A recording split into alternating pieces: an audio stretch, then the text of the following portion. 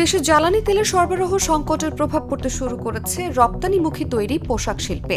ঘন ঘন লোডশেডিং এর কারণে অনেক কারখানাকে জেনারেটরের মাধ্যমে উৎপাদন চালু রাখতে হলেও প্রয়োজনীয় জ্বালানি না পাওয়ায় উৎপাদন কার্যক্রমে বিঘ্ন ঘটছে বলে জানিয়েছেন শিল্প মালিকরা। মধ্যপ্রাচ্যে চলমান যুদ্ধ পরিস্থিতির প্রভাবে বৈশ্বিক জ্বালানি সরবরাহে অনিশ্চয়তা তৈরি হওয়ায় দেশে তেলের সংকটের আশঙ্কা দেখা দিয়েছে। ফলে ফিলিং স্টেশনগুলোতে তেল নিতে বাড়ছে যানবাহনের ভিড়। এই অবস্থায় গত 6 মার্চ জ্বালানি তেল সরবরাহের সীমা নির্ধারণ করে নির্দেশনা দেয় বাংলাদেশ পেট্রোলিয়াম কর্পোরেশন বিপিসি।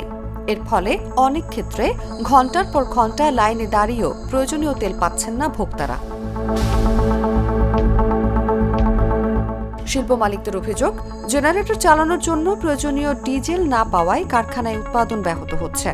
জ্বালানি সংকট শুধু উৎপাদন নয়, পুরো সরবরাহ চেইনকে প্রভাবিত করছে। সমস্যা সমাধানে শিল্প খাতের জন্য বিশেষ ব্যবস্থার উদ্যোগ নিয়েছে সরকার। সংশ্লিষ্ট অ্যাসোসিয়েশনের প্রত্যয়নপত্র দেখালে ফিলিং স্টেশন থেকে জেনারেটর চালানোর জন্য প্রয়োজনীয় তেল সরবরাহ করা হবে বলে জানিয়েছে জ্বালানি মন্ত্রণালয় ও বিপিসি।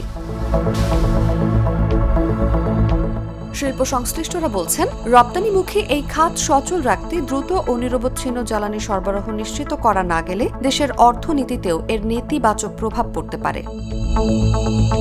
নিউজ ডেস্ক, জাগো নিউজ। দুধার চকলেটে একাকার হয়ে ওঠা প্রাণ লেয়ার সম্পর্কের মিষ্টি ম্যাজিক।